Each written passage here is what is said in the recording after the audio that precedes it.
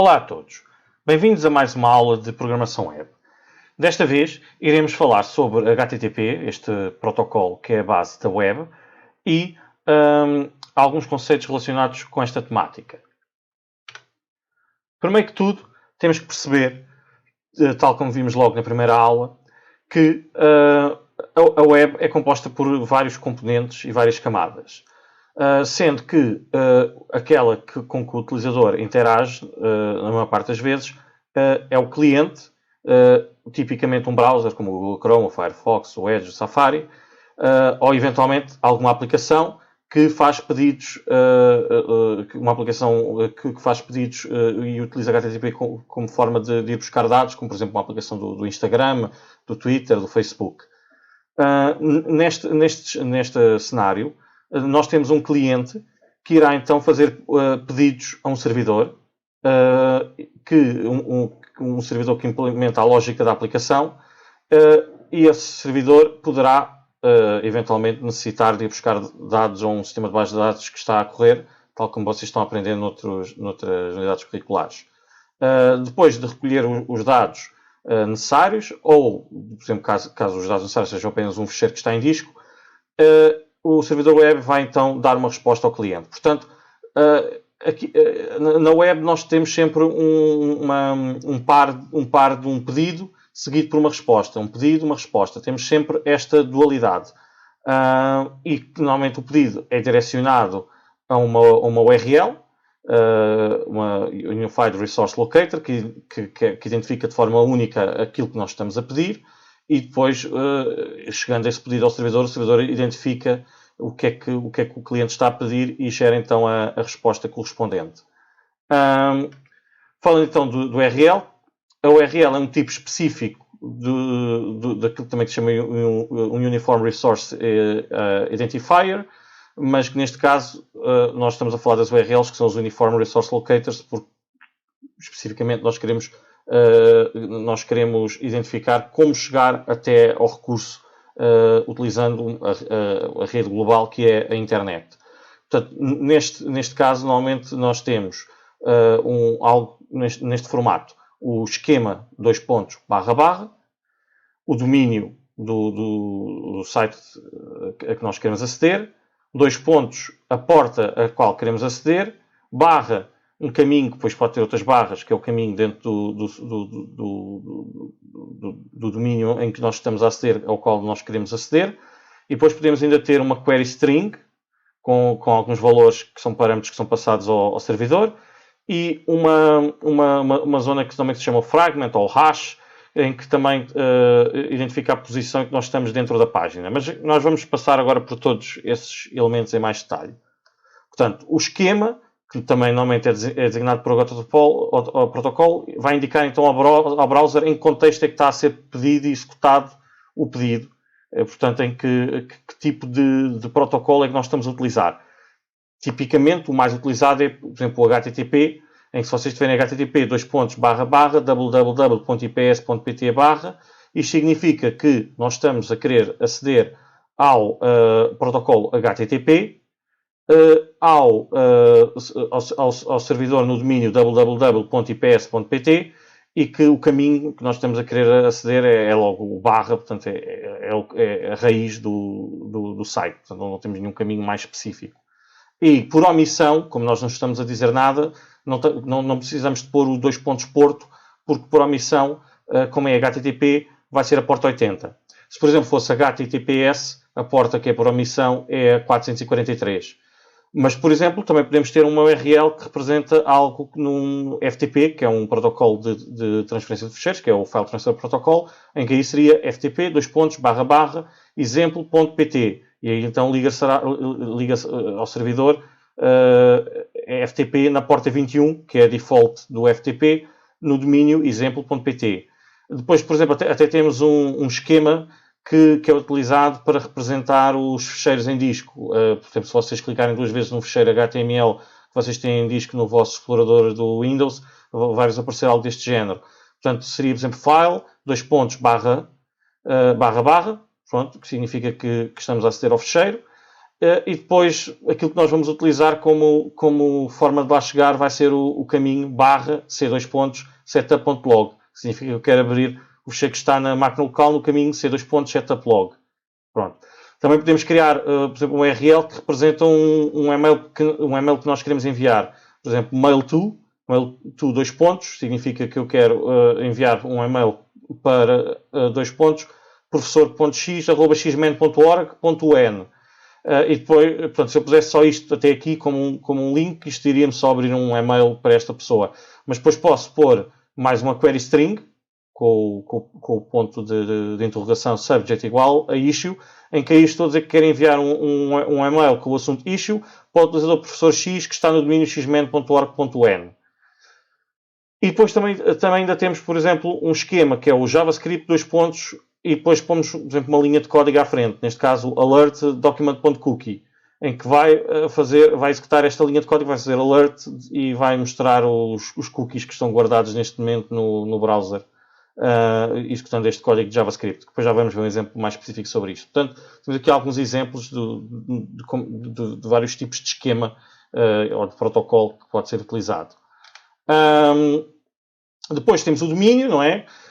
O domínio, ou então pode também ser diretamente um endereço de IP, porque caso seja um domínio, depois através do DNS, que não vamos agora aqui estudar, mas que é o Domain Name System, que é o sistema de nomes de domínios, quando vocês escrevem, por exemplo, www.sap.pt, este domínio www.sap.pt vai ter que passar pelo sistema operativo, vai tentar descobrir qual é que é o IP correspondente a este domínio, para que, ou seja, enviado para esse IP, para esse endereço de IP, o pedido do site que vocês pretendem. E o protocolo que é utilizado para essa parte é o DNS. Depois tem então o porto, né, como eu já disse, que caso vocês estejam a utilizar um porto default, que é o mais comum na maior parte dos sites, não necessitam de pô-lo, pode ser omitido. Mas, por exemplo, como eu já aqui dei em alguns exemplos, se forem aqui a este site e se procurarem, por exemplo, na Wikipédia, encontram uma lista de montanhas de portas comuns, umas oficiais, outras não oficiais, que são utilizadas para vários serviços e protocolos. Por exemplo, o HTTP é o 80, o HTTPS é o 443, o FTP é o 21, o SSH é o 22, existem imensos. Depois tem o caminho, não é? À frente do domínio. Que pode, por exemplo, caso seja um site que está só simplesmente a expor fecheiros estáticos, pode ser o caminho das pastas que estão a ser expostas. Por exemplo, aqui o barra está numa pasta que é a pasta que está a ser exposta pelo servidor web. Se for ser barra imagens, barra gatinho, ponto JPEG, pronto, ele vai à pasta imagens ao fecheiro gatinho.jpg. Pronto, o caminho pode representar isso, mas não quer dizer que represente. Também pode ser um caminho, que isso depois nós vamos dar quando demos o Node.js, o Express. O caminho pode representar uma rota que nós registramos, em que se eu fizer barra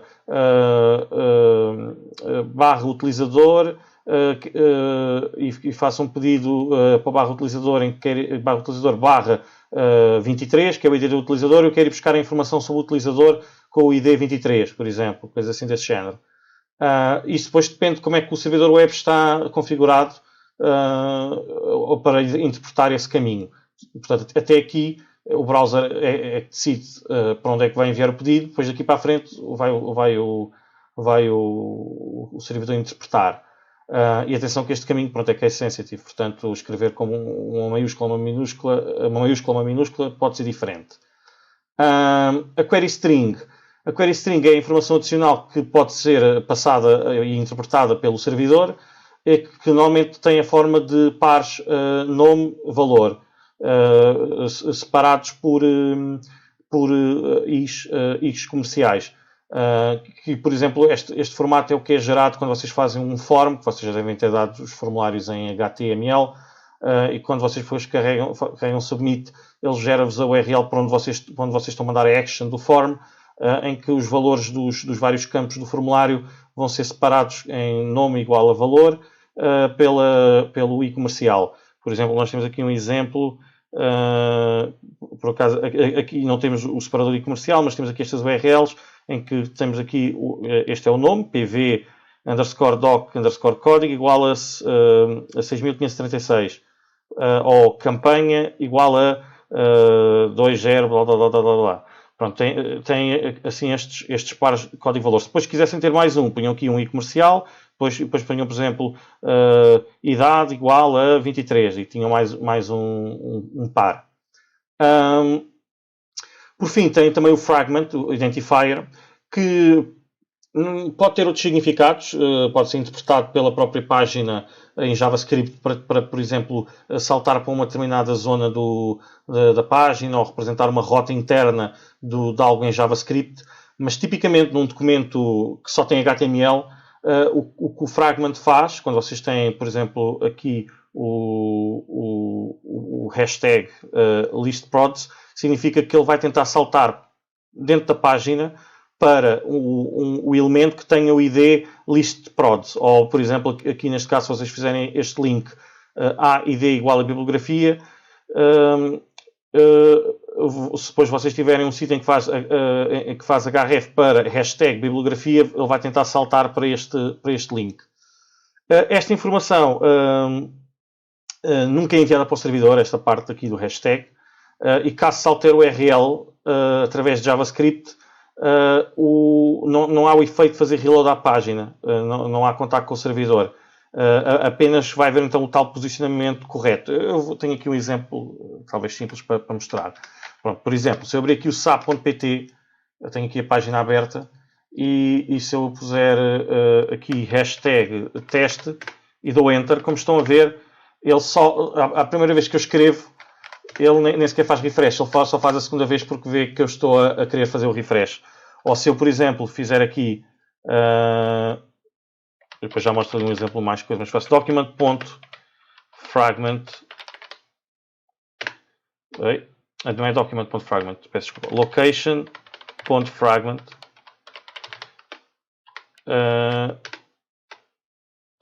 está location, pronto, eu tenho aqui o location.fragment, ou não, peço desculpa, é hash, não é fragment. Se eu fizer location.hash e puser igual a teste, ele muda ali para teste, mas não muda a página de sítio. Mas, no entanto, se eu mudasse, por exemplo, o path name, isto já para teste, ele ia tentar ir para o barra teste e dar-me página não encontrada. Portanto, quando estão a ver, se eu mudar o hash, ele nunca faz reload à página. Isto é só interno para a página que já está carregada, não é feito nenhum pedido ao servidor. E depois aqui o exemplo que eu tenho é, por exemplo, esta página HTML tem aqui dois articles, isto tem que ser divs, mas aqui são articles.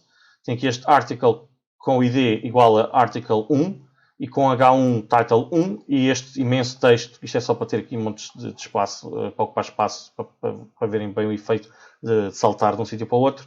Tem aqui montes de texto. E depois temos outro article, que é o article 2, e que tem o title 2 e também tem montes de texto. Pronto.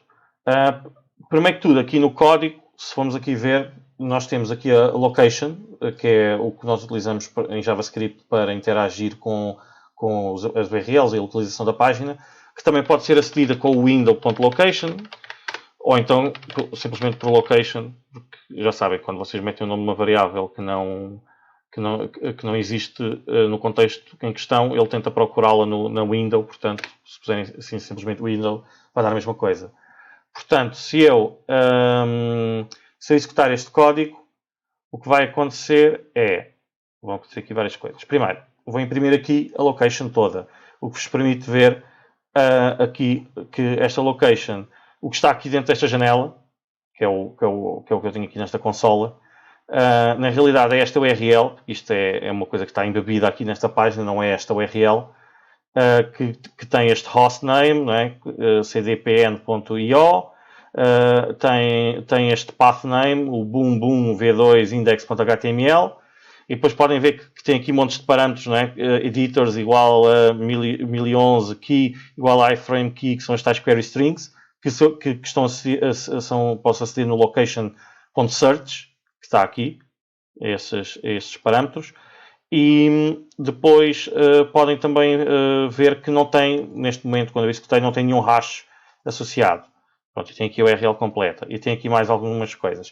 Eu depois fiz aqui uma coisa simples que nós já vimos noutras aulas, que é o fazer o ciclo for in nas propriedades desta localização. E como eu não queria imprimir estas funções, uma maneira que eu tenho é, se eu fizer for in, ele vai buscar todas as propriedades, mas se eu fizer if type of da location, né, que é o que eu estou a iterar, prop, que é a variável em que eu estou a ir buscar o nome de cada propriedade. Se eu verificar se o type of é diferente de uma função e só imprimir essas, significa que vou ignorar esta como o toString, o reload, o replace, por aí fora. Portanto, quando eu depois executo, aqui neste exemplo, vamos então ter aqui o tal href, o ancestors origin, o origin, o protocolo, host name, etc. Pronto.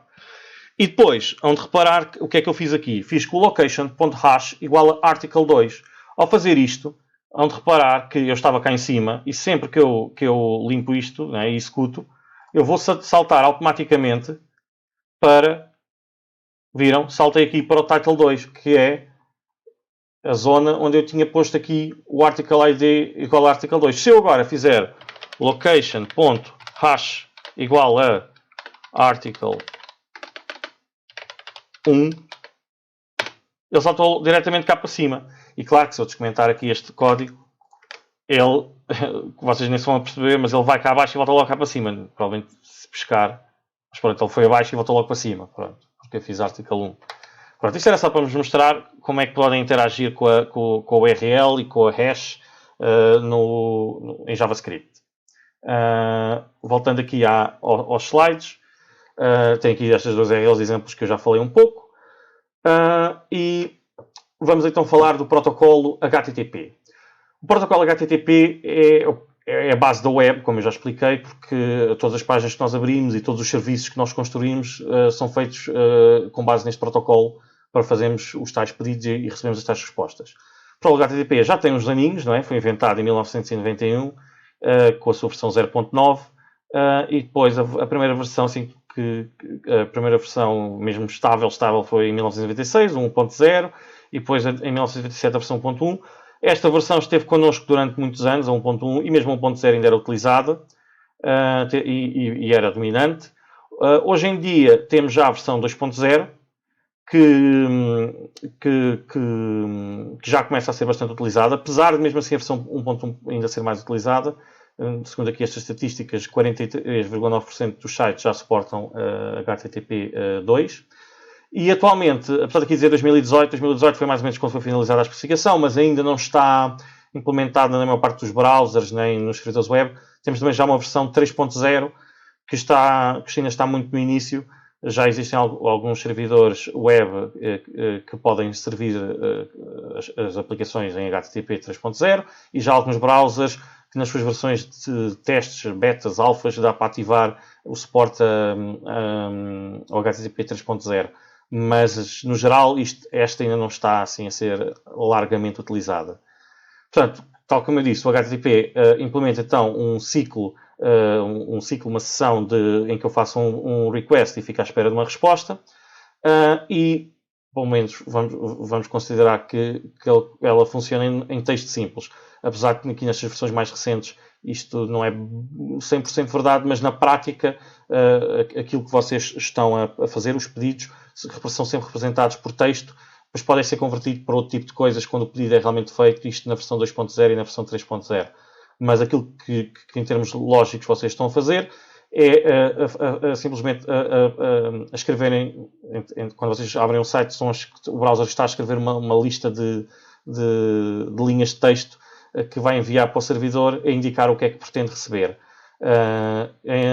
E que pronto, essa primeira linha vai ser a primeira linha há de ser uma linha que indica se é um pedido ou se é uma resposta, uma série de cabeçalhos, podem ser cabeçalhos de pedido ou de resposta, de request ou response. Há sempre depois uma linha em branco e depois pode haver um corpo opcional, que é o corpo ou da resposta, ou do pedido, quando o pedido tem informação adicional associado, ou da resposta, quando a resposta também tem que mandar dados associados com a resposta. Mas pronto, no geral, o HTTP pelo menos as versões 1 e 2, utiliza conexões TCP para enviar as suas mensagens, que, para vocês só terem aqui uma ideia, não vou entrar isto em muito pormenor, foquem-se mais aqui na coluna da esquerda, porque este é só um modelo mais conceptual, este é um modelo que existe realmente, o modelo TCP/IP é aquele em que a internet está baseada. Nós temos várias camadas de protocolos, portanto, em que vamos desde o mais básico, que é a interface de rede, por exemplo, as placas de rede Ethernet, não é? Que nós temos onde nós ligamos os cabos de rede, e os protocolos mais básicos dessas placas, até depois protocolos de rede, que é, por exemplo, os endereços de IPs e outros protocolos associados. Depois vamos para o transporte, sim, aqui temos o TCP e o UDP.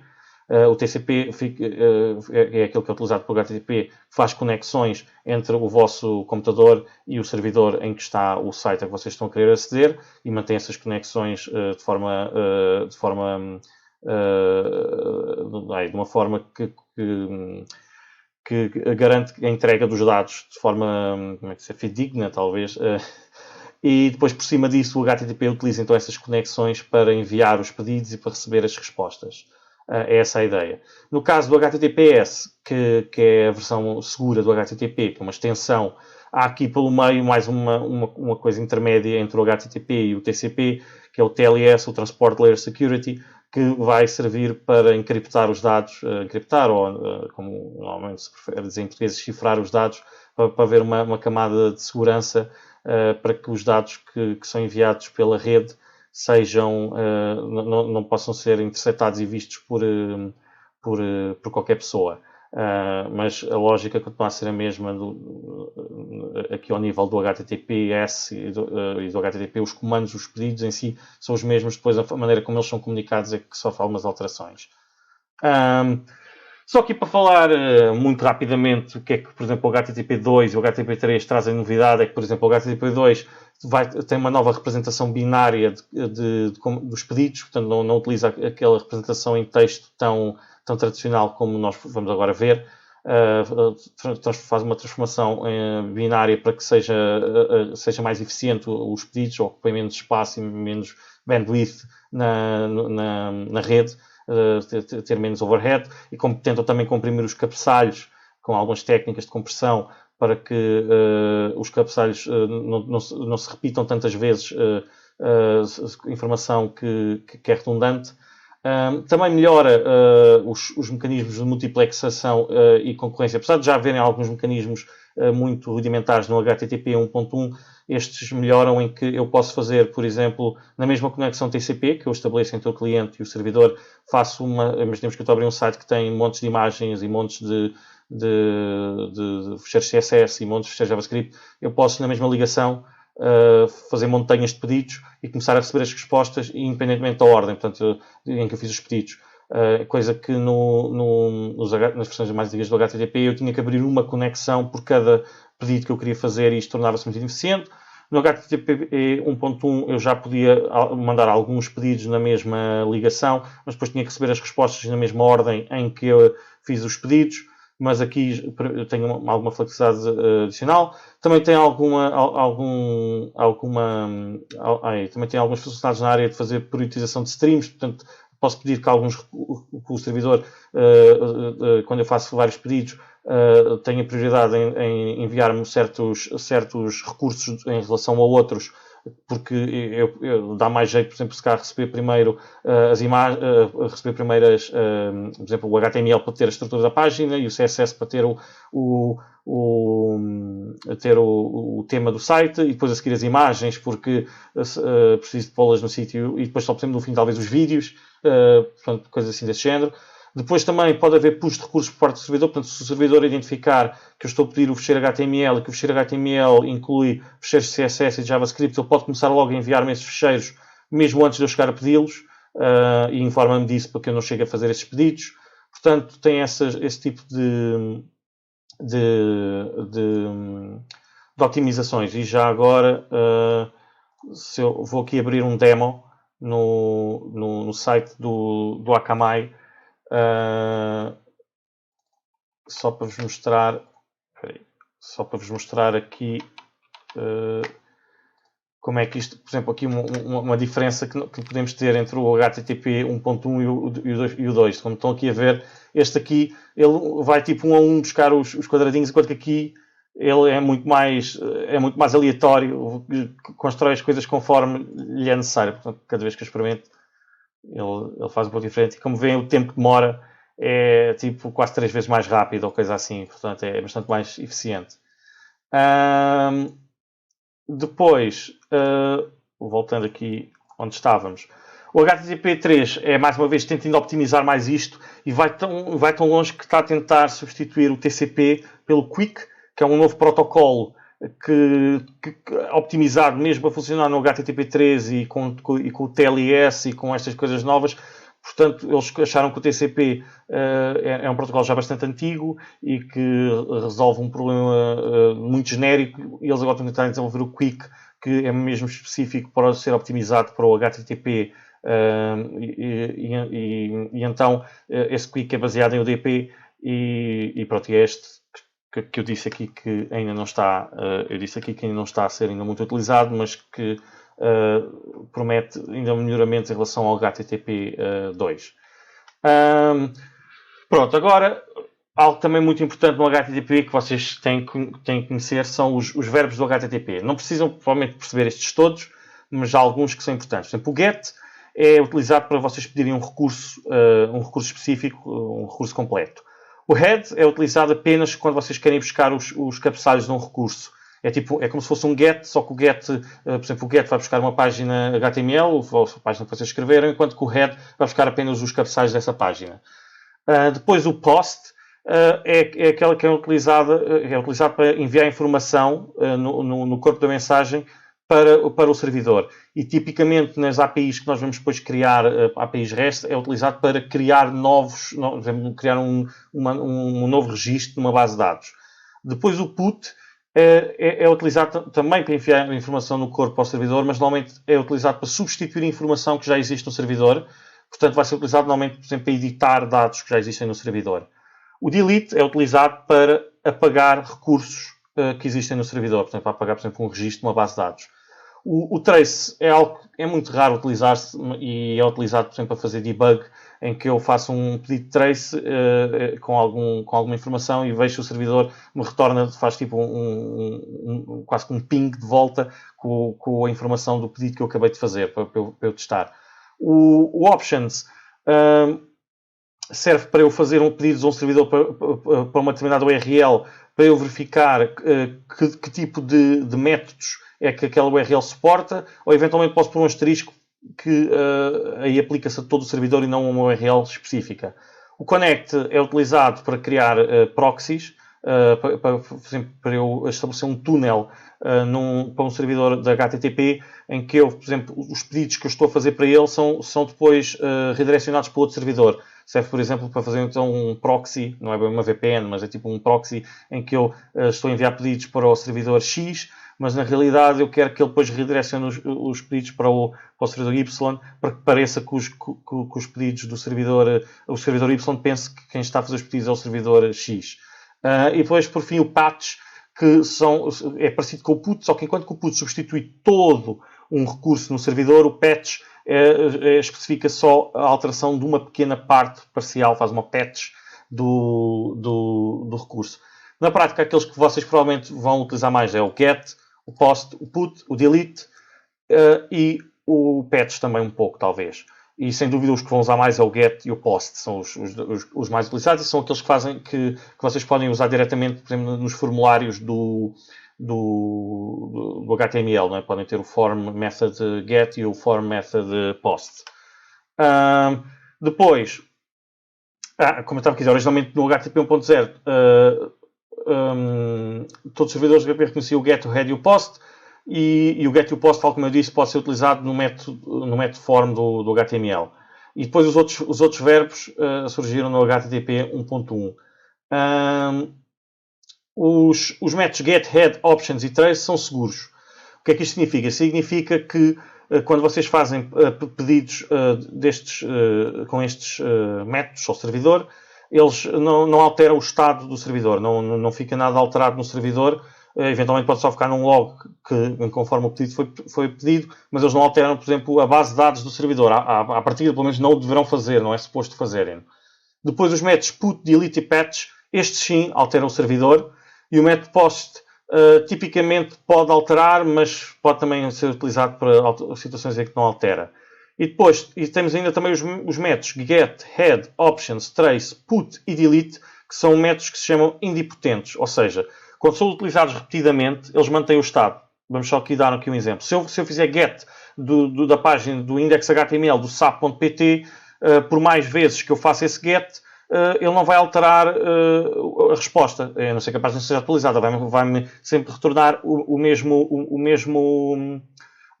a mesma página e não altera o estado também no servidor, tal como eu disse. E, por exemplo, o put que vai editar os valores vai substituir os recursos que estão no servidor. Por exemplo, se eu fizer put para editar um utilizador em que altera o seu e-mail, a sua password, o seu nome, etc., sempre que eu faço esse put e que substitui todos os dados do utilizador, caso eu o repita, é indiferente. Se eu estou a repetir exatamente o mesmo pedido, os dados que vão... Quer eu faça o pedido uma vez, quer eu faça 20 vezes, os dados que vão ficar no servidor são os mesmos.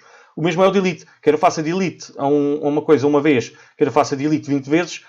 Se eu fizer delete do utilizador com o ID 2333 uma vez, ele é apagado. Se eu fizer outra vez, ele continua apagado. Se fizer outra vez, continua apagado. Portanto, é indepotente. O estado mantém-se mesmo que eles sejam utilizados várias vezes. E é isso que quer dizer indepotente. Portanto, ver se percebem isso.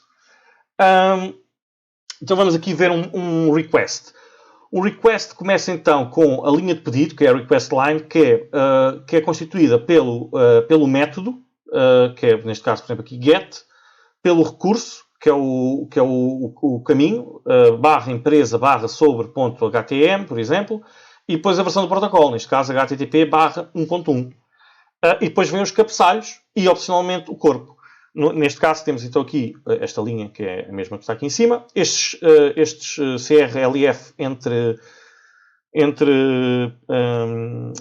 sinais de menor e maior significa que isto é um carriage return line feed. O que é que isto significa? Significa que eu dei enter, quer dizer, o carriage return, dei enter e fiz line feed, quer dizer que criei uma nova linha. Isto é só para indicar que estes caracteres, que normalmente são invisíveis, têm que estar no texto que está a ser enviado para o servidor para que seja realmente um pedido bem formado. Portanto, eu faço este get e depois a seguir incluo os cabeçalhos. Por exemplo, o cabeçalho tem aqui o host, que diz qual é que é por exemplo, www.qualquer.pt, que é o site a que eu estou a aceder. O accept está a dizer que eu aceito uma resposta que seja, e depois já vamos falar um bocadinho também sobre estes coisas, mas são os MIME types, quer dizer que eu aceito receber text /plain, quer dizer que é texto corrido, aceito receber text /html, quer dizer que é texto no formato HTML, aceito receber um image.gif e no limite até aceito receber seja o que for. E depois tem que ter uma linha de separação e depois opcionalmente posso ter o corpo do pedido. No caso dos gets nunca há corpo do pedido, mas se fosse por exemplo um post, eu posso ter um post com um corpo do pedido. Depois a resposta é que depois de eu enviar este pedido, ele é enviado para o servidor, ele é processado pelo servidor e depois posso receber então uma resposta. A resposta é iniciada por uma status line, que é constituída pela versão do protocolo e o código de estado, que também já vamos falar um pouco melhor sobre quais é que são os códigos de estado, mas, por exemplo, aqui temos o http barra 1.1, que é a versão do protocolo, temos o código de estado 200, ok, que isto significa que foi bem sucedido. O 200 é entre aspas, o melhor código que podemos ter, porque é o código que significa que está tudo bem. E depois vêm então os cabeçalhos da resposta, que são um bocadinho diferentes dos do pedido. Né? Aqui tem aqui um link para verem alguns dos cabeçalhos que podem ir no pedido, e aqui está alguns dos cabeçalhos que podem vir na resposta. E lá está, tem aqui o http barra 1.1.200, ok, lá mais uma vez tem que ter o carriage return e o line feed para passar para a linha de baixo. Podem ter então os vários cabeçalhos. Depois, quando acabarem os cabeçalhos, tem que ter uma linha vazia com um carriage return e uma line feed. E depois, por exemplo, se vocês pedirem uma página em HTML, tem que vir o conteúdo, o body, vem aqui por baixo com o doctype, HTML, etc. Aliás, como está aqui a dizer, o content type desta resposta é um text/HTML, em que o character set, portanto o tipo de caracteres em codificação é em UTF-8, o tamanho aqui do body são 438 bytes, que é o content length. Pronto, isto é o que quer dizer estes cabeçalhos. Pronto, por exemplo, temos aqui este exemplo. Eu faço então aqui este pedido get /hello HTML http 1.1. User agent normalmente representa qual é que é o vosso browser, por exemplo, se for o Chrome ou o Firefox. O host, eu estou a fazer o pedido ao www.tutorialspoint.com. As línguas em que eu estou interessado, portanto, caso o site, por exemplo, tenha suporte a múltiplas línguas, pode ir buscar a língua que eu tenho aqui. Por exemplo, se fosse português era PTPT, aqui em inglês dos Estados Unidos é NUS. O Accept Encoding é Zip Deflate. Isto tem a ver com as formas como o servidor envia os dados. Eles podem vir comprimidos em vez de virem em texto diretamente e depois serem descomprimidos para serem interpretados, isto para reduzir a quantidade de tráfego. E a Connection Keep Alive, isto significa que é para a conexão manter ativa, porque eu posso querer fazer outros pedidos pela mesma conexão. E depois o Server Response, ele retorna-me então um HTTP 1.1.200 OK. Isto é a data em que ele gerou a resposta. Isto é o servidor que gerou a resposta, é um servidor Apache 2.2.14 Win32, que é no Windows 32. Indica que esta página, ou este recurso, não quer dizer que seja uma página obrigatoriamente, mas este recurso, a última vez que foi modificado foi nesta data. O conteúdo tem este número de bytes, 88, e o tipo de conteúdo é text/HTML. E ele indicou que, apesar de eu ter dito Connection Keep Alive, que ao fim de receber este pedido, fechou a conexão, fez Connection Closed. E depois vem então o corpo, que é o tal HTML, o text HTML com 88 bytes que ele disse que ia enviar. Pronto, este é um exemplo. Depois temos aqui outro exemplo, que é, por exemplo, o exemplo de um pedido POST. Imaginemos que eu fiz um pedido POST para este caminho, esse CGI bin process.cgi. Isto aqui, por exemplo, hello.htm, em princípio é uma página HTML que existe mesmo no disco rígido do servidor. Aqui neste exemplo, eu estou a submeter para um process.cgi. Isto, em princípio, vai executar algum código no servidor. Também, mais uma vez, temos o user agent, o host, o content type. Eu digo que quero texto XML, charset UTF-8, é o que eu prefiro. Este, como é um post que tem body, eu estou a dizer que o content length são 60 bytes. Aceita a língua NUS, aceita o encoding em zip deflate e também a connection keep alive. E estou aqui a enviar no mesmo formato em que eu também faço as query strings nas URLs. Isto, por exemplo, pode ser aquilo que eu fiz num form. Eu pus um form com vários campos e esse form tinha um method igual a post e o action para esta URL. E quando eu carrego submit, ele gera este pedido em que, se eu tinha lá um input com o name first e que alguém escreveu Zara, vai-me pôr first igual a Zara e last igual a Ali, como sendo o outro campo, por exemplo, que estava lá last, o input com o name last, e a pessoa escreveu Ali, envia então esta informação para ser interpretada pelo servidor. O servidor, então, vai enviar uma resposta, que é HTTP 1.1.200 OK, com esta data, a dizer qual é o servidor, qual é a content length.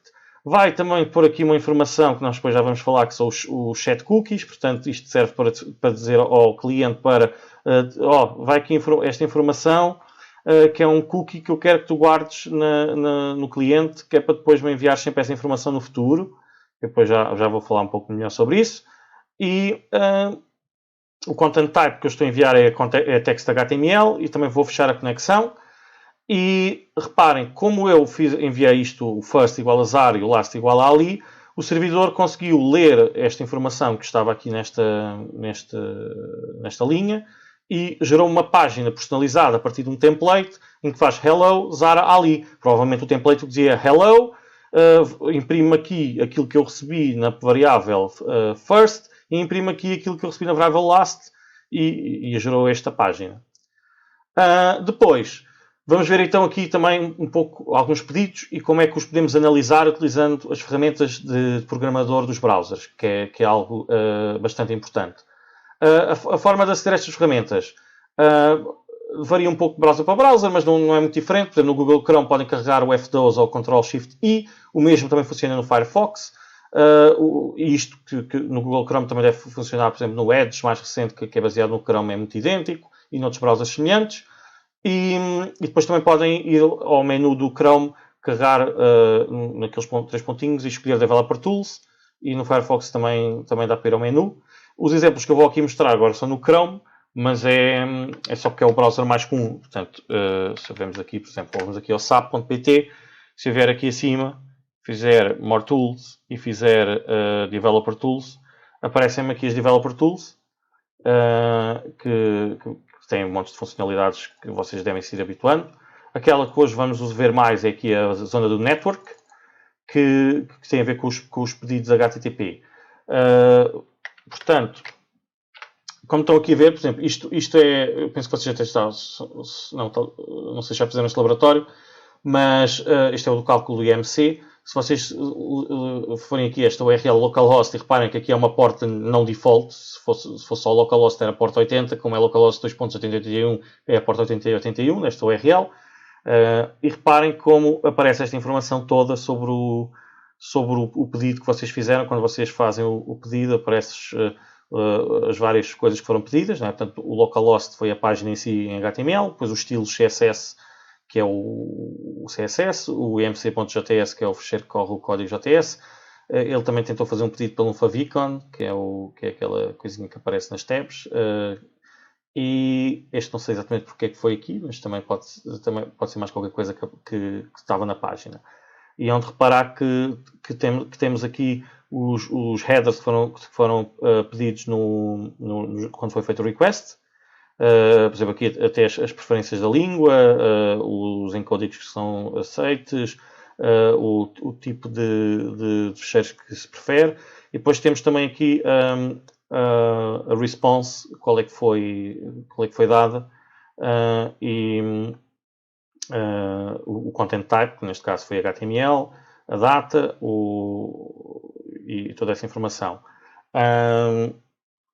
Depois, e aqui a URL em que foi pedido, o método e o status code da resposta, e o endereço, que neste caso é o local. Portanto, este é um exemplo. O outro exemplo que temos aqui é, por exemplo, este site do Benfica com esta notícia, em que fomos aqui ver esta imagem que foi pedida dentro do site. Esta imagem .webp, o WebP é um tipo de imagem agora muito recente, que teve o request URL, este request method get, o status code foi 200, quer dizer que foi bem sucedido, e qual é que é o endereço remoto em termos de IP, e também tem aqui os response headers por aí abaixo. Eu vou mostrar também, antes de avançarmos aqui um bocadinho isto, por exemplo, aqui no Sapo. Se eu fizer refresh ao Sapo, estão a ver, isto é todos os recursos que a página do SAP tem, e mesmo assim eu tenho aqui um blocker que bloqueia algumas coisas, portanto seria mais na realidade. A primeira que aparece é a própria página do SAP, em que se eu escolher aqui, estão aqui a ver o request URL https://www.sap.pt, o request method get, o status code dos 200, o remote address, etc. E que se eu quiser, tenho aqui os response headers também aqui bem processados pelo Chrome. Mas se eu carregar aqui View Source, ele mostra mesmo tudo o que foi pedido. Como podem ver, tem mesmo o HTTP /1.1.200 OK, o server de resolução é o Nginx, o content type que foi recebido foi context HTML e tem 90.047 bytes, e por aí fora esta informação toda nos response headers. E nos request headers, se eu vir, como podem ver, se eu fizer aqui o View Source, mostra mesmo tudo. Esta view já é um bocadinho processada, pode não parecer, tem muita coisa, mas já é um pouco processada. O pedido que foi mesmo feito foi este, foi get, no host www.sap.pt, com a connection keep alive, cache control max age 0, etc. Isto tem a ver com a parte da caixa, quer dizer que não quer fazer caixa à página. E um monte de outras headings por aí fora. Pronto, e estes são os exemplos aqui das DevTools sobre o HTTP e os pedidos. Depois, estes pedidos de resposta, como eu estava aqui a mostrar, não é? Portanto, este foi o pedido de resposta. E agora acho que encravei a página. Mas pronto, o pedido de resposta ali do SAP, se eu conseguisse voltar a mostrar, era bom.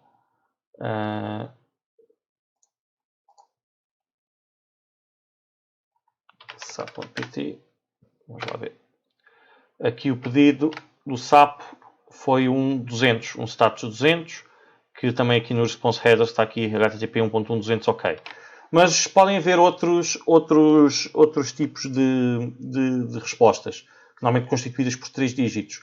Por exemplo, os que começam por 1 são coisas de informação. Por exemplo, o 100 que significa contínuo, o 101 significa switching protocols, caso se redirecione para um outro protocolo que não seja o HTTP.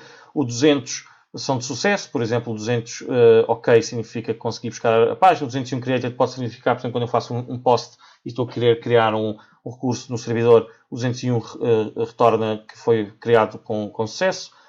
Os 300 somente têm a ver com fazer redirecionamento. Por exemplo, o 301 significa que a partir de agora todos os pedidos que eram para este URL devem ser feitos para uma nova URL, por exemplo, fazemos esse redirecionamento, e que o novo URL estará depois também no cabeçalho location.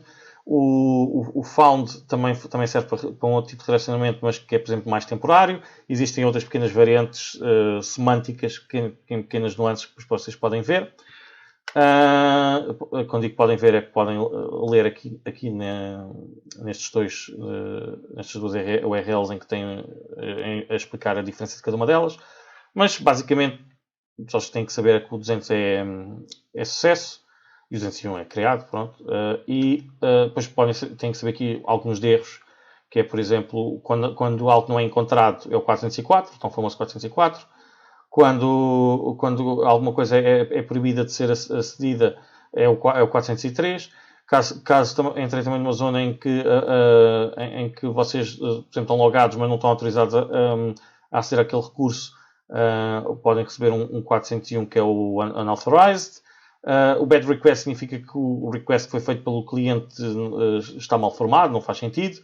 E depois também os erros do servidor por exemplo, se for um erro que não seja específico, há de ser um 500 internal server error, quer dizer, que aconteceu, por exemplo, a executar o código no servidor, houve uma exceção, um erro qualquer.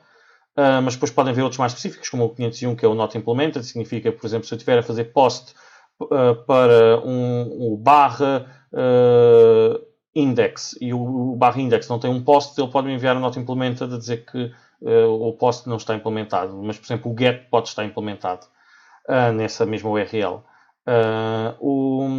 E depois, por exemplo, o 503 Service Available pode querer dizer que o site está em manutenção ou está em baixo por estar subcarregado. Pronto, isto são vários códigos de erros. Portanto, temos aqui ver um deles que é, por exemplo, sap.pt barra teste. Isto não existe. Se eu mandar... E o meu browser está meio marado. Se eu mandar aqui, diz página não encontrada, não é? Se eu fizer aqui o refresh, vão reparar que aparece aqui um erro. 404 not found, get, e como podem ver, por exemplo, o request fez um request normal, não é? O host www.sap.pt ou barra test, um get, mas depois a response foi http barra 1.1 404 not found. Não conseguiu encontrar aquele recurso e o servidor retornou este erro, que aqui aparece a vermelhinho. Depois,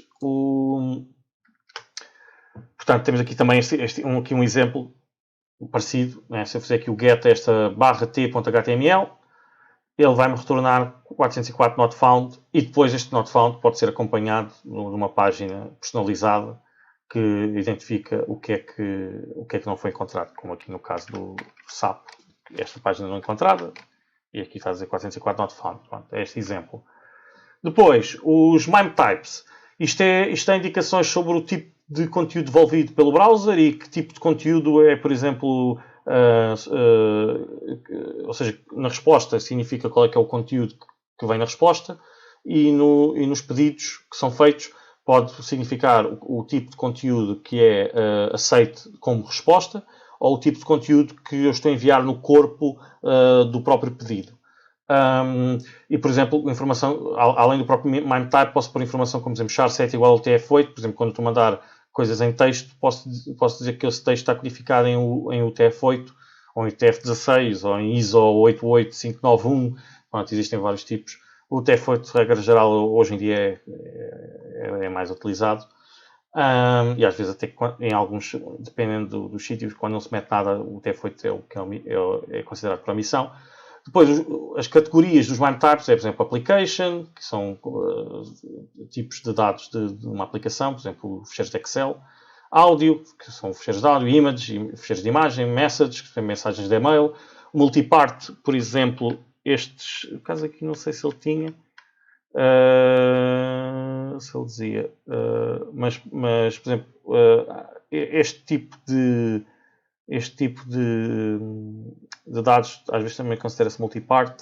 Não, por acaso não sei se são estes, mas o multipart também é um tipo de dado que pode ser enviado Exato, multipart normalmente é utilizado quando se mandam fecheiros encodificados nos formulários de submit do HTML, mas agora acho que não tenho aqui nenhum exemplo com isso. O text, tipos que são codificados em texto, como texto XML, texto JSON, não por acaso o JSON é application JSON, mas text HTML, etc. E vídeos. Pronto, tenho aqui alguns exemplos. Este, por exemplo, application vnd.ms Excel é do Excel, o áudio MPEG é do vídeo MPEG, image JPEG, isto é um tipo de mensagem de e-mail, o tal multipart form data, que é uma das formas de mandar informação de um formulário, não é aquela que eu tinha mostrado aqui, aquela que eu tinha mostrado ali era outra.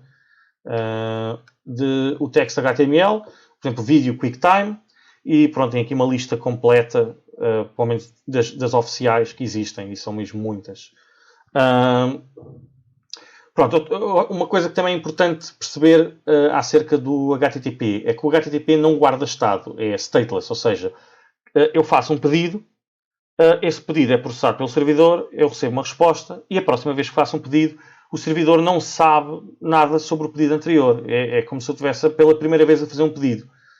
No entanto, às vezes isto é importante porque, tal como eu estou aqui a dizer, no servidor não são utilizados recursos de memória para estar a guardar em memória o estado de cada cliente que tem estado a comunicar de forma recente com o servidor e permite, por exemplo, eu a qualquer altura fechar o browser ou terminar a sessão sem ter que informar o servidor. Mas, isto torna o protocolo muito simples. Mas, por outro lado, às vezes há situações em que eu posso ter que ter alguma informação de estado. E então há formas de fazer isso. Há várias. Aqui, a mais antiga e aquela que nós vamos falar, e que às vezes tem alguma controvérsia em termos de privacidade, às vezes, são os cookies. Os cookies surgiram então para se manter informação entre vários pedidos. E um cookie que é guardado no browser é essencialmente algo que tem um nome, que é tipo um nome ou uma chave, e um valor. Portanto, eu tenho, por exemplo, primeiro nome igual a Pedro, último nome igual a Santos, por exemplo, coisa assim desse género. E neste valor pode estar qualquer caractere ASCII, incluindo o ponto de exclamação e o til, com exceção de vírgulas, porque as vírgulas são utilizadas como separadores e os pontos e vírgulas também têm o seu próprio significado, e espaços em branco. Estas coisas não podem. Não podem. E no nome também não podem estar esses caracteres e também não pode estar o sinal de igual, porque é o que serve de separador entre o nome e o valor.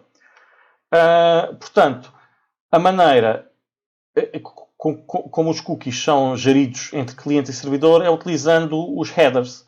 Ou seja, nos pedidos quando eu tenho um cookie definido no browser e faço um pedido ao servidor num caminho para o qual esse cookie foi definido, o pedido que eu estou a fazer vai com um pedido com o cookie e o valor do cookie à frente desse header, não é? E nas respostas do servidor, o servidor pode fazer setCookie e aí até tem um header setCookie para cada um dos cookies, em que estes check de cookies, quando vêm nas respostas do servidor, servem para instruir o cliente que, a partir deste momento, deve guardar um cookie com a informação que está aqui à frente, que está representada pelos 3 pontinhos. Depois, para além do nome, do par nome-valor na definição do setCookie, é possível indicar outros atributos como o domain, o domain ao qual esse setCookie se aplica, portanto, que é para eu saber a que domínios é que o cookie deve ser depois enviado quando são feitos os pedidos.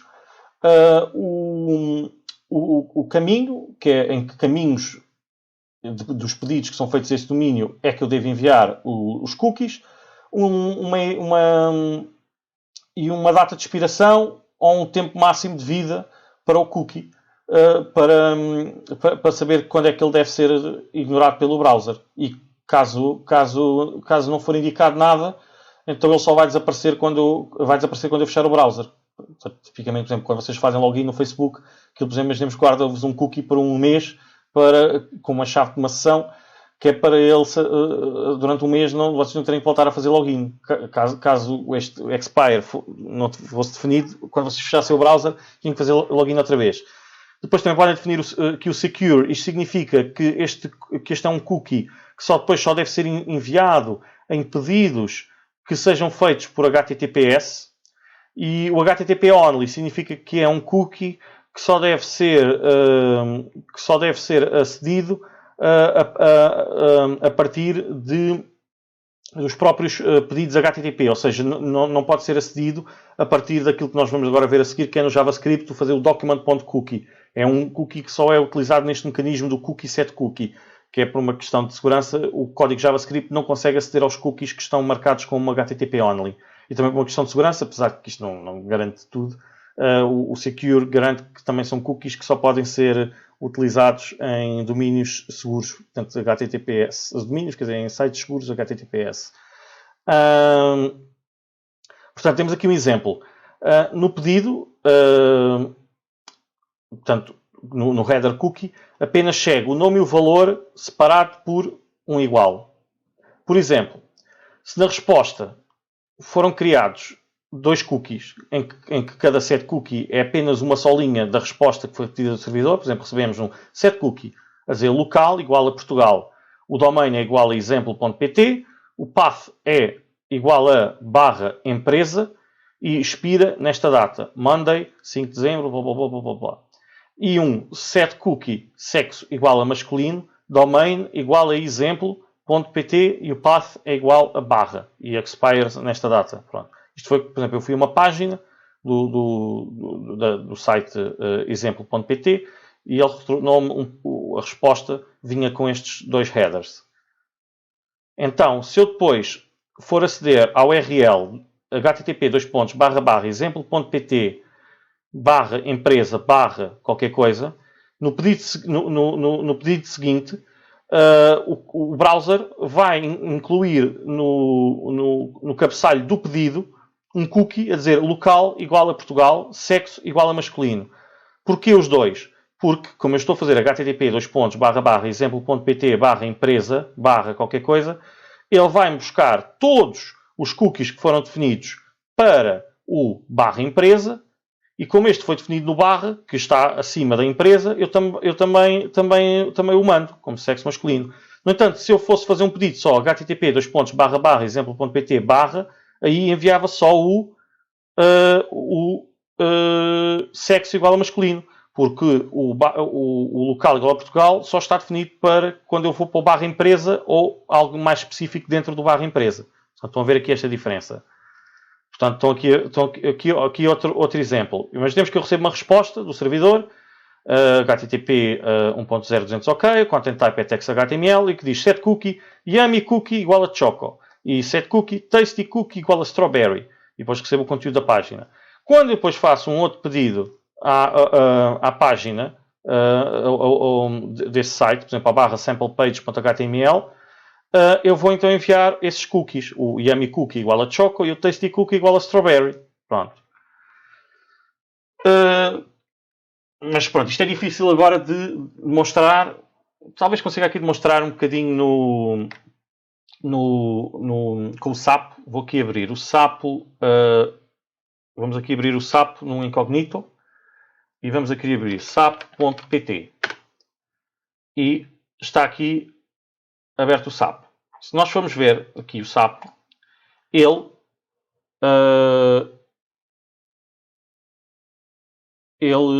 estava aqui a ver se ele mandava no response headers. Não, espera aí, no incognito. Se eu fizer aqui no incognito e fizer aqui https sapo.pt. Eu quero o mesmo que o www, que é para ele não fazer o found. Portanto, vamos fazer aqui. Pronto. E temos que ter isto aberto primeiro. Vamos aqui abrir e vamos ver o que acontece. Portanto, vamos aqui ao sapo. Foi 200 OK.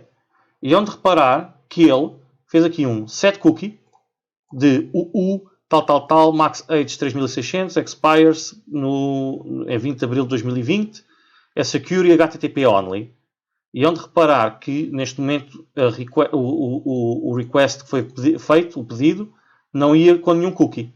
No entanto, como eu recebi este cookie, este set cookie, tal, quando eu faço o reload à página, e vou aqui ver o sapo, onde reparar que eu agora já não recebi um set cookie, porque o browser já viu que eu já tinha esse cookie que ele precisava, mas eu enviei esse cookie. Estão a ver aqui? Enviei o cookie tal. E se viermos aqui também, que isto também tem aqui a zona da application, cookies, SAP. Estão a ver? O SAP tem aqui 2 cookies que foram definidos para este passo, que foi o barra. Pronto. Portanto, também, aqui os Developer Tools também permitem controlar os cookies. E se eu quiser agora posso, por exemplo, apagar estes cookies. Se eu apagar estes cookies e voltar aqui à network, fizer refresh e vier aqui ao SAP, ele volta-me a fazer set cookie. E para que este começa por 940. Se eu agora fizer outra vez refresh e for ver, é esse que está a ser enviado, o 940. Pronto. Depois, podemos ver também aqui o exemplo dos cookies em JavaScript, que aqui depois já vou ter um exemplo que eu depende. Peço desculpa que desta vez temos poucos exemplos, porque isto é uma matéria um pouco diferente. Portanto, estes podem ser acedidos através da propriedade cookie do document, portanto, o document.cookie. E esta propriedade vai devolver uma string de todos os pares nome-valor dos cookies que são acessíveis na página atual. E, normalmente, como estão separados desta maneira, de nome-valor separados por pontos e vírgulas, temos que usar regular expressions ou alguma biblioteca, que normalmente é o que vos aconselho, para ir fazer o parse deste formato, para que vocês consigam aceder aos cookies em si. E para adicionarem um cookie, portanto, vocês assim, o cookie pode ser adicionado pelo próprio servidor quando ele manda uma resposta e faz set cookie, ou então o próprio código que corre em JavaScript pode também definir cookies que irão ser enviados nos próximos pedidos ao servidor feitos pelo cliente. Para definir cookies dessa forma, vocês podem fazer document.cookie igual a, por exemplo aqui, local igual a Portugal. Como estão a fazer local igual quando estão a fazer aqui .cookie igual a local igual a Portugal, isto não substitui todos os cookies que estão no .cookie. Este é um tipo de propriedade especial, que está implementada de uma forma especial. Quando vocês fazem document.cookie igual a local.portugal, local igual a Portugal, isto vai adicionar este cookie e local igual a Portugal aos cookies que já lá estão no document.cookie. Portanto, se vocês já tinham lá 20 cookies, ele vai adicionar mais um cookie. Que é isto que eu estou aqui a explicar nesta linha. E já vos demonstro. Portanto, mostrando aqui este exemplo prático. Temos então aqui este exemplo prático que, salvo erro, só funciona no Firefox. Eu também testei no Chrome, mas estava a ter problemas. Suponho que isto seja porque aqui o CodePen está a correr uma página interna dentro de outra página e o Chrome não gosta muito de trabalhar com cookies neste tipo de ambiente. No entanto, o Firefox funciona bem, portanto, serve para exemplificar. Portanto, vamos a isso. Se fizermos aqui document.cookie, podemos ver que não está lá nenhum cookie definido neste preciso momento. No entanto, se eu fizer aqui document.cookie igual a e definir, por exemplo, primeiro nome igual a Pedro, se eu agora fizer document.cookie, está lá primeiro nome igual a Pedro. Se eu agora fizer document.cookie, pronto, último nome igual a Santos, e agora fazer document.cookie, vamos ver que está lá primeiro nome igual a Pedro, último nome igual a Santos. Certo? E agora é interessante que se eu abrir aqui as DevTools como é que se chama? Do Firefox, eu posso vir aqui à Network e sempre que eu faço aqui um run, ele vai fazer um pedido para gerar uma nova página, que é esta página que está aqui em branco. E então vamos carregar. Carregamos e ele gerou, e a página que veio foi esta que está aqui. E se formos ver aqui nos request headers, portanto aquilo que foi feito pedido ao servidor, vamos ver que foi enviado este cookie. Cá está. Este cookie, primeiro nome Pedro, último nome Santos. E que se formos a ver também existe aqui um outro que é o CodePen Session, outro cookie. E que se nós formos aqui investigar no storage do browser, neste caso o Firefox, conseguimos ver que aqui neste aqui no cdpn.io temos então aqui o primeiro e o último nome Pedro Santos. Eu posso alterar este valor, se eu puser aqui Pedro X, já vamos ver aqui ele alterar. E este CodePad Session ID também está aqui, e provavelmente a razão pela qual eu não estou a vê-lo aqui na consola é que reparem que este está como HTTP only, true e secure true. Portanto, quando eu aqui escrevo na consola, eu só tenho acesso a estes dois cookies. Se eu agora voltar a imprimir, como eu alterei para Pedro X, vai aparecer aqui Pedro X. E pronto. Este é assim o exemplo na consola. Mas temos aqui mais algum código no PowerPoint, que é temos aqui esta função, que é a função setCookie. Isto é uma função que está ali definida também no CodePen, que recebe um nome, um valor e o tempo de duração do cookie. E ele faz isto de forma muito simples. Ele recebe, ele cria aqui uma string, que é o nome do cookie, o sinal de igual. Fazemos encode o RI component, que isto é para garantir que caso eu passe um valor com vírgulas, espaços, etc., ele fica codificado como deve ser. E depois faço if o type-off do days-to-live for igual ao number, portanto, caso eu tenha passado este valor, portanto, eu posso usar o setCookie sem passar o valor do days-to-live, portanto, aí ele só dura o tempo da sessão do browser, até eu fechar o browser. Portanto, caso eu tenha passado este parâmetro e este parâmetro seja um número, então eu adiciono ao cookie o max age igual a, e calculo days-to-live, portanto, como isto vai em milissegundos, salvo erro, não em milissegundos, não em segundos, multiplico por 24 horas, 60 minutos, 60 segundos, depois faço document.cookie igual a cookie e defino o cookie tal como eu estive ali a fazer manualmente. Depois, para ir buscar o cookie, como vocês viram, eu quando vou buscar valores do cookie, eles vêm neste formato. Primeiro nome igual a Pedro X, ponto e vírgula, último nome igual a Santos, etc. Como tal, eu tenho que ir buscar o document.cookie, faço um split, como aquilo é uma string, por ponto e vírgula, e fico com cada um dos cookies separados com o chave igual a valor separado. Portanto, fico com, neste caso, o primeiro nome igual a Pedro X, num array, numa posição de um array, e depois o último nome igual a Santos, na outra posição do array. Portanto, vou iterar sobre todo este array e faço um segundo split, que é pelo igual, em que fico com a primeira posição do array, fica o nome do cookie, e o segundo valor do array é o valor do cookie. E depois verifico se o name igual a essa primeira posição, né, do cookie pair, for igual ao nome que eu passei, e faço aqui o trim só para apagar espaços, eventualmente espaços que existam antes ou depois.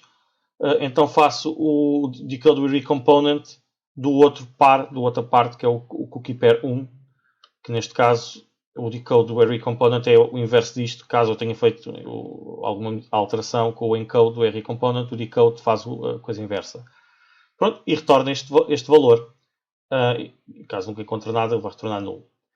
Por fim, tenho aqui o check cookie, que é uma coisa que eu vou correr quando a página é carregada. Quando eu faço aqui window.onload igual check cookie, quer dizer que quando a página é carregada, ele vai executar esta função check cookie. E vai fazer let nome igual a get cookie nome, quer dizer que ele vai tentar utilizar esta função para ler o cookie nome. Se o nome for diferente de nulo, quer dizer que está definido, então ele vai dizer alert olá e o nome. Caso contrário, o que é que ele vai fazer? Vai fazer nome igual a prompt, vai usar uma prompt, que atenção, isto estamos aqui a usar porque isto é só um exemplo, mas vocês não devem usar prompts e alerts no vosso código, nos vossos projetos. Tenham atenção a isso, porque isto bloqueia a execução do código, que pode ter problemas nefastos numa aplicação mais complexa. Mas fazem aqui nome igual a prompt, introduz o seu nome, por favor, e o prompt, quando vocês introduzem na janelinha que aparece, que eu já vos mostro, retorna o valor quando vocês carregam OK para aqui. E caso o nome seja diferente de vazio ou diferente de nulo, então fazemos set de um cookie com o nome que nós acabamos de receber, e aqui o 1 é o número de dias, portanto isto vai durar um dia. Portanto, a próxima vez que correrem a página, ele já vai conseguir fazer-vos olá. Pronto, e é isto que nós temos aqui neste exemplo. Eu vou descomentar esta linha que eu aqui tinha comentado, faço save, vou fazer run e vai aparecer o prompt. Eu agora vou escrever aqui Pedro Santos, por exemplo. Carrego OK. E como podem ver, ele não mostrou nada. Mas se eu fizer aqui document.cookie, estão a ver? Então, está lá mesmo lá o primeiro nome igual a Pedro X, o último nome igual a Santos e o nome igual a Pedro, porcentagem 20 de Santos. Isto foi o que fez o tal encode, como não posso ter espaços, o encode, o RI, substituiu o espaço por um porcentagem 20. Se eu agora fizer run outra vez, que é tipo fazer o reload à página, ele já vai conseguir fazer o get cookie e vai mostrar a dizer olá Pedro Santos. Pronto, e agora? Como é que eu agora podia apagar isto? Se eu quiser apagar manualmente um cookie, podia fazer document. Eu tinha aqui o cookie, último nome Santos. Se eu puser assim max age igual a 0, se não estou em erro, acho que é assim que se faz. Exato. Ele em princípio, se eu agora fizer document.cookie, ele desapareceu. Mas como eu também tenho feito isto implementado, o set cookie, posso fazer set cookie, por exemplo, o primeiro nome, uma string vazia, 0, e ele também apagou.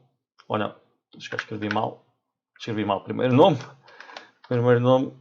0, como eu faço assim, ele desapareceu. E por fim o nome também pode ser apagado, da mesma metodologia. E pela mesma metodologia posso fazer aqui set teste olá turma. E se eu fizer document.cookie e ponho que dura um dia, ou 10 dias, desculpa, foi isso que me faltava. Portanto, agora estou a dizer que quero definir o cookie com o nome teste, com o valor olá turma e com dura 10 dias. E cá está, o document.cookie. Ele fez a codificação dos caracteres que não são mais aqui diretamente e está ali. Se eu quisesse fazer get, também pode-se fazer, que é fazer document, posso fazer o get cookie, meto o valor teste e lá está, ele faz olá turma. Estão a ver? Funciona tudo perfeitamente. Pronto, e no caso do servidor, normalmente os cookies são criados pelo servidor utilizando a própria linguagem. Isso, a maneira como é feita depende. Por exemplo, o próprio PHP tem uma maneira de fazer, mas também se usarem uma framework como o Symfony dentro do PHP tem uma sua maneira específica. O ASP.NET tem outra maneira. O Express, como vamos depois ver mais à frente em Node.js, também tem a sua maneira de definir cookies. Atenção que os cookies podem no máximo, pelo menos isto é assim, o standard diz que o que o standard diz é que cada cookie pode no máximo ter 4 KB, apenas podem ser armazenados 20 cookies por domínio e 300 cookies no total no browser. A maioria destes limites pode ser ultrapassada nos browsers mais recentes, porque isto foi feito nos anos 90, em que estes limites eram aquilo que se achava que devia ser o máximo, tendo em conta o armazenamento que nós tínhamos nos computadores e nos browsers, etc. Mas atenção que eu não aconselho a ultrapassarem-nos de qualquer dos modos, porque existem coisas melhores, que depois, se tiverem curiosidade, posso apresentar rapidamente. É o Web Storage e o Index Database API, que permitem-vos guardar informação maior. Por exemplo, este Index Database API acho que ainda permite mais, mas o Web Storage acho que aguenta tipo 5 megas, 10 megas, uma coisa assim, e há outros com 50 megas, portanto são coisas assim um bocadinho maiores, e essas coisas é que são ideais. Os cookies devem ser só para informação muito curta. Outra coisa, o registro de estado entre pedidos. Para além dos cookies, outra alternativa que temos é, por exemplo, ter uma query string, termos, por exemplo, www.example.pt/produtos HTM local igual a Portugal. Portanto, eu ao pôr ou acrescentar às URLs estes query strings, posso ter a informação que é passada para o servidor entre os pedidos. Portanto, se as páginas têm sempre... por exemplo, eu faço um pedido ao servidor com uma certa informação. O servidor a processa e retorna numa página que tem lá uma URL com uma query string que tem informação ainda relativa ao pedido que eu tinha feito anteriormente. De certa forma, estou a passar informação, a manter o estado entre os pedidos. Portanto, é uma forma falsa de fazer isso. E também outra maneira é ter, por exemplo, variáveis escondidas em formulários que não aparecem ao utilizador, mas que depois, quando o formulário é submetido, manda essa informação para o servidor, como sempre este input types hidden, também é uma maneira alternativa. E depois também há outras formas específicas de gerir estado nas aplicações. Utilizando, por exemplo, o ASP.NET tem variáveis de sessões, control state, view state. O PHP também tem variáveis de sessão, que o que aquilo basicamente faz é ele guarda um cookie com um ID de sessão no cliente, e o cliente sempre faz um pedido, manda esse cookie para o servidor, mas depois o servidor tem essa chave que é esse cookie, essa ID de sessão, associada a uma série de variáveis de sessão do lado do servidor, que ficam associadas a cada cliente que ele conheça. Pronto, de certa forma é uma maneira de falsear o uso normal do HTTP, que não tem estado, estamos a adicionar de forma artificial o estado. O que, mais uma vez, tem que ser usado com peso, conta e medida, porque se for usado mal pode ter problemas de performance e de escalabilidade. Pois, outra coisa que é importante perceberem é que, como eu já disse, as páginas não quer dizer que sejam registros estáticos, podem ser criadas dinamicamente a partir dos pedidos que chegam ao servidor. Podem ser quer páginas estáticas, quer, por exemplo, documentos XML ou JSON que representam dados. Portanto, o HTTP não está limitado apenas a páginas visíveis, podem ser dados. Porque na prática o servidor, quando recebe um pedido, pode executar qualquer programa de resposta, como resposta a esse pedido, e o output desse programa serve para construir a resposta de volta. Basicamente é essa a metodologia para construir, não é? Portanto, e nós também vamos falar um pouco de templates mais à frente. E claro, dos serviços REST. Do lado do servidor, tem então vários tipos de servidores web, o Apache, o IIS, que é o Internet Information Server da Microsoft, o Nginx, etc. Eles, na chegada de um pedido, vão ter que ver qual é que é o path e redirecionar para o programa ou para a pasta que tem os ficheiros que é suposto servirem. Ele tem que estar configurado para saber o que é que vai ser feito. E depois existem vários sistemas os sistemas para produzir estas respostas. Existem vários: PHP, ASP.NET, Java Server Pages, em Ruby, Perl, Python. No nosso caso vai ser Node.js, em que o Node.js nós vamos utilizar. O próprio Node.js vai ter um servidor HTTP a correr que, quando recebe as respostas, vai redirecionar com base nos caminhos que recebe, os caminhos das URLs, vai direcionar para funções de JavaScript que vão construir as respostas. Pronto, no nosso caso vai ser assim, mas às vezes ainda aqui vai ser o próprio software é ao mesmo tempo servidor web e tem o código a correr no mesmo programa. Mas às vezes podem ser coisas separadas. O servidor web recebe os pedidos e depois internamente vai ter que decidir o que é que executa pode executar um programa externo para construir a resposta. Pronto, isto é os tópicos por os quais nós passamos todas hoje e espero que tenham percebido e até à próxima.